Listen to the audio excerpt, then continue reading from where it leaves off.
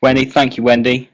Indy, can you hear me? Yeah, brilliant. Just wanted to start off by offering my apologies for last week. I had terrible issues with the internet nearby me, and I've since changed my broadband provider based on that. So I do apologise for last week, and thank you for coming back.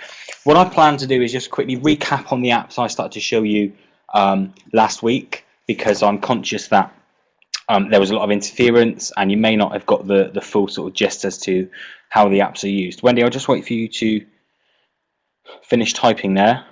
You love it? Brilliant. Well, what I'll do is I'll quickly recap some of the apps. You know, I'm pleased, Wendy. I really am pleased that I'm relieved that you did get something out of last week, albeit it was a very short session. So like I say, I'll recap and then we'll move on, and I'll try and tailor this session as best I can to you guys, because there is only two of you. Okay. Last week I started by looking at screencastings. Now, screencastings is a great way to present information in terms of you can use it to present lessons, also to get the children to present pieces of work, and also it's a very good way of capturing children's sort of product at the end of a lesson, really, and then offering the opportunity for them to do peer and self-assessment. I'm not going to show you Poplet again, unless, Indy, do you want me to go through Poplet again, or are you happy to go on what Wendy said? Oh, that's brilliant. Okay, I won't spend any time on Poplet. The first app we looked at last week was Explain Everything. Okay, now Explain Everything I've used in the past to deliver lessons. Basically, I put all my lessons together using Explain Everything. This is pictures of one that I've done before, but then using it in a wireless capacity, I walk around the classroom and use it to deliver lessons. Another way that you can use it, as I said last week, is if you have a piece of work that a child's created, at the touch of a button you can literally insert a picture of something that they've done. I'll try and get a piece from this week. So if you've done a piece of writing, you can drop it in. Okay, and then on Explain Everything, you can annotate, you can write over the top things that they've done well and things that they could improve. On top of that, what I've also seen it used for is down the bottom, there's actually a record feature. I've actually seen some teachers, if you've got a sort of a one-to-one deployment, photograph a piece of the child's work and give recorded feedback or oral feedback using Explain Everything. Again, I think that depends on how lucky you are as a school as to whether you could do that. But I found it a nice way to sort of give feedback with it. You use Explain Everything, that's great.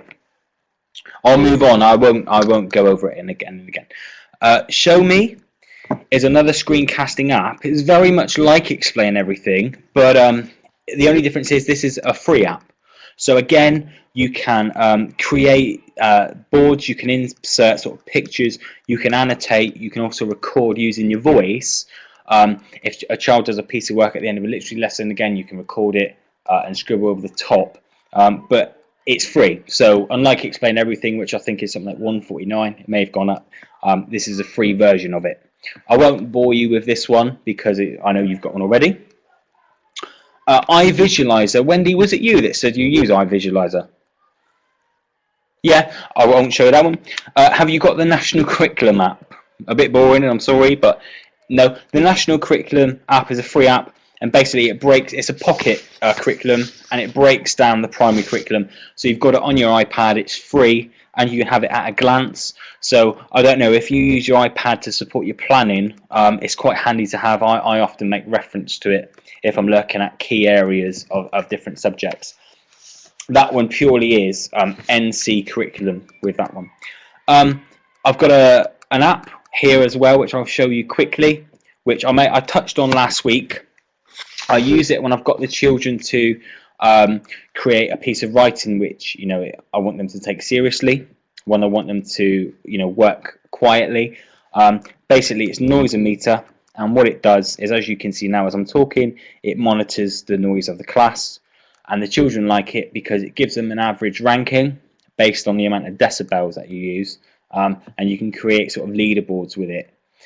We find it useful because the children can see it and it's visual. So when I've got it on my smartboard, while they're doing their writing, they can sort of see and keep track of the noise that they're they're making in the class. I don't know if it's anything that interests you or whether you use anything different, but certainly in my class they like it because it's very visual for them. I'll just see if you've got a question.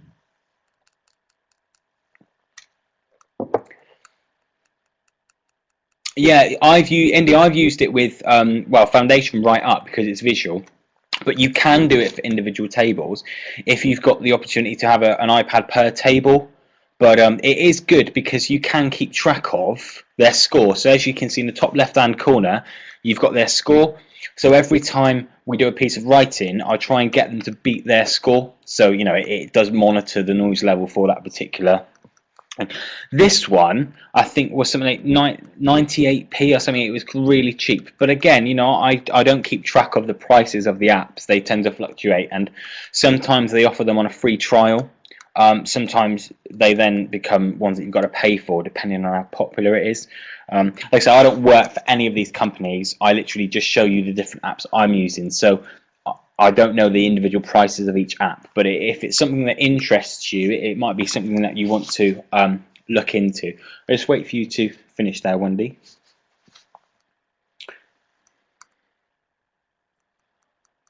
Yeah, with that, do you know about mobile deployment, Wendy? Do you know anything about mobile deployment?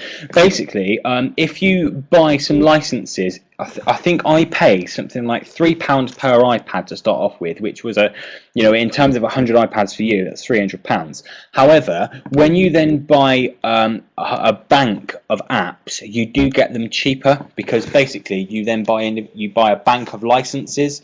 So you don't have to pay as much per app, and then when you sort of deploy them across all of your iPads, it does work out a lot cheaper.